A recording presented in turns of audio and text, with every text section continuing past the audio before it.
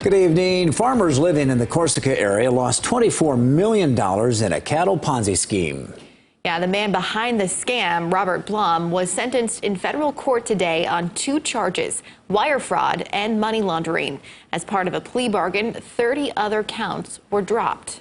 Angela Kennecke began looking into the case of cattle fraud and a Kettleland News investigation in 2019. She joins us now with the details of today's sentencing. Angela? Well, Don, this case is about 30,000 fake cows and the loss of $24 million by more than 50 Douglas County farmers. But what it really comes down to is a deep betrayal that has rocked the close-knit community of Corsica.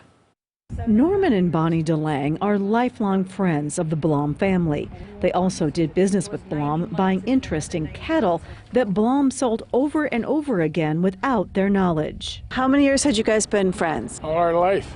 All our life.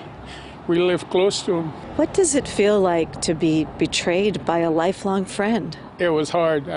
You couldn't believe it. In federal court, Blum apologized to his victims, saying, "I've hurt so many people, including family and friends, close friends. I hurt for them.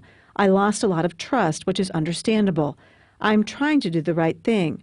I would do anything to give back to these people. I'm so sorry. I admit what I've done and accept responsibility." What about his apology in court? Was that enough for you? No. I mean, like I said, when he can sit across the table from you and look you in the eye and just flat out lie to you and steal from you, that show in court, just a show. Blum asked the judge for mercy. His defense painted a picture of a stressed-out farmer who was only trying to save his family farm. Dozens of people wrote letters to the court on his behalf, including Shirley Dittman. You spoke out in support of Bob. Why is that? Well, because we knew him, and I guess people make mistakes. Yes, I know. I believe he should have been punished some, but he was a good guy and he worked hard. However, Judge Karen Schreier told Blum that she grew up on a farm and that her father had to sell it during the 80s farm crisis, but he never tried to find a dishonest way out from under. She also told Blum that she should have known what he was doing was wrong after facing charges in 1997 for getting a bank loan after lying about cattle he didn't own. He received probation at the time.